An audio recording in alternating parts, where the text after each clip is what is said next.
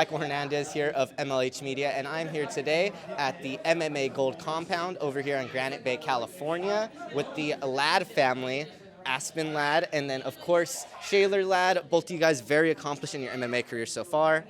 How's it going today? Fantastic. Just finished up sparring, and it was a good night. Yeah, beautiful rounds today. Finally got Fluff back sparring. Yeah, I believe Anthony Fluffy Hernandez just got his fight a couple of days ago. How does it for you guys as teammates to kind of be getting that news along with them? You know, where you guys kind of really like, hey, like hopefully let's get him back in here these next couple of months, because he's been on a streak like no other in the middleweight division. Yeah, it's we're constantly working towards anything that comes along. It's just, and the better we're getting, the better it's making him, and he's always working on making us better. And I know, Aspen, obviously, in your professional MMA career, you got a lot of things cooking up over there in the PFL. Just recently took on Kayla Harrison, who's now at UFC 300. She's going to be taking on Holly Holm. What are your thoughts about that matchup? And what are your thoughts about PFL moving forward? It's very, very interesting because I joined, obviously, I've only had one season with PFL, and I loved it because you're so active all the time. And then they acquired Bellator. And now things are changing within, I've only had one normal season with them, and now it's not going to be a normal season again. And I have fight news, and I know what I'm going to do, but it's totally different and exciting, but I can't tell you yet.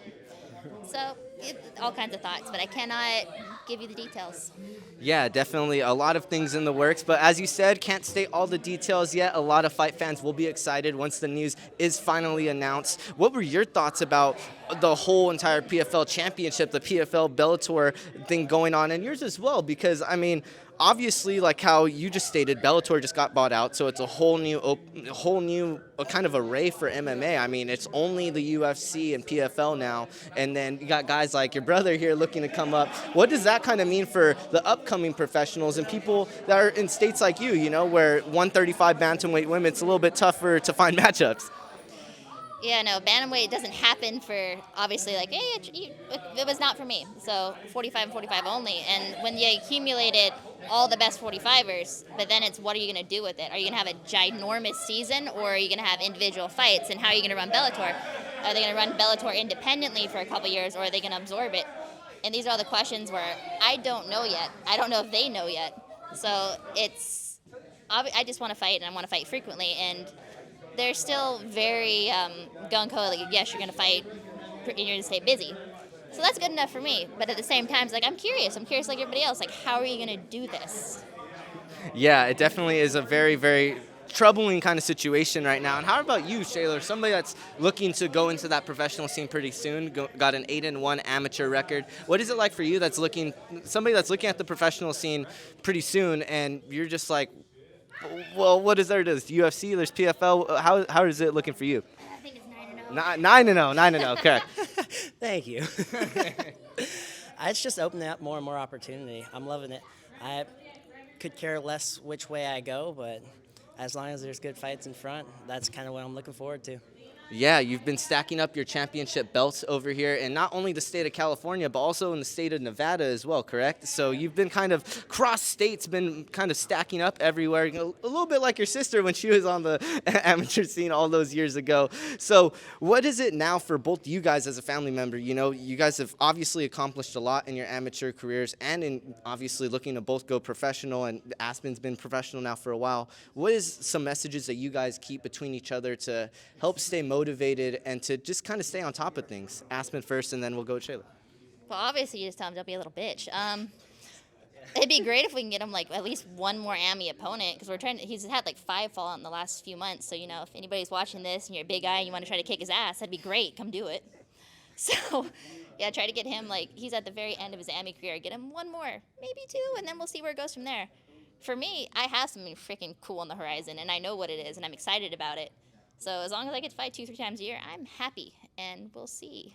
Like, it's the changing landscape, because obviously I'm PFL, but then everything else happens. So we're gonna see what I end up doing the next couple of years. He's gonna go pro, we know that, but some big ass come try to fight him.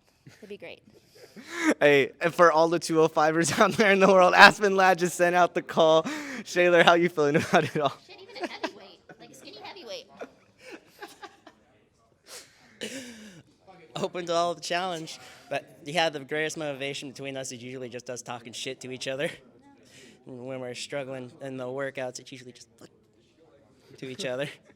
Both you guys are very kind of interesting characters. You guys, obviously, you've been posting a lot of videos on your Instagram, throwing tires, doing all kinds of crazy stuff, and then you like to be out in the outdoors with your dogs. What are some other passions that maybe the fans don't know about the Ladd family that maybe you guys are kind of like keeping on the unders? He built a forge in his backyard, so there's that. Me, if it wasn't for this, I'd be a hermit. Like, I'd be happy, like, oh, you remember that chick for however long ago? Like, nobody ever knew what happened to me. I just disappeared in the woods somewhere, and I'd be happy doing that. He likes to build shit.